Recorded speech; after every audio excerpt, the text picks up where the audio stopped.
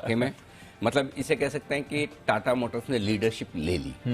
और दीप अगर पिछले कुछ दिनों से देखें तो नो डाउट बाजार को इस बात का थोड़ा अंदाजा था, ऐसा लगता है जिस तरह का प्राइस मूवमेंट हुआ उसको देखकर। पिछले 4 ट्रेडिंग सेशन में 25% टाटा मोटर्स का स्टॉक बढ़ा है।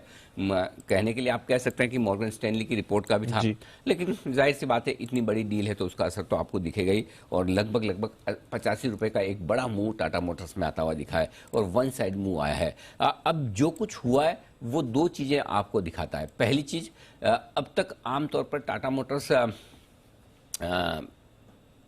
जो कमाई कर रहे हैं उस कमाई से रिसर्च एंड डेवलपमेंट पे खर्चा करेंगे।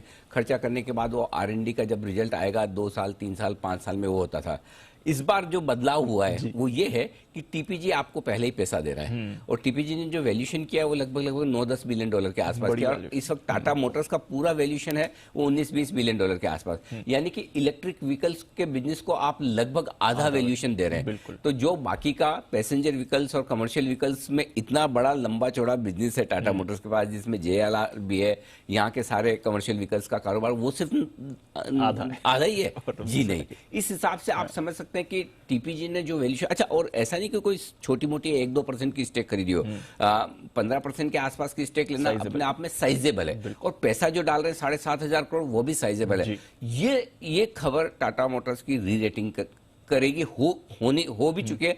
हम नवरात्रि के वक्त बात भी कर रहे थे कि नवरात्रि पे लेकिन उसी दिन इतना बढ़ गया, लेकिन फ्रैंकली ये अंदाजा नहीं था कि इतनी बड़ी डील हो सकती है और इतनी बड़ी डील के चलते टाटा मोटर्स की इस लेवल तक री रेटिंग हो सकती है। मेरा ये समझना है जहां तक आज के प्राइस एक्शन का सवाल है, भले ही आपका ADR 12% ऊपर दिख रहा हो, आपको 2 चीजें ध्यान में रखनी। एकदम आपके शॉर्ट टर्म अगर मूव्स हैं तो शॉर्ट टर्म मूव्स में आपको पता है कि स्टॉक पिछले 4 ट्रेडिंग सेशन में 25% बढ़ चुका है। तो अगर आज एक गैप से खुलेगा तो हो सकता है थोड़ी बहुत कहीं प्रॉफिट बुकिंग ऊपरी स्तरों पर आती हुई दिखे, तो ये शॉर्ट टर्म ट्रेडर्स के लिए एक अलग बात हो सकती है। लेकिन अगर आप लॉन्ग टर्म इन्वेस्टर हैं तो फिर एक चीज समझ लीजिए, टाटा मोटर्स 550-600 की तरफ बढ़ रहा है।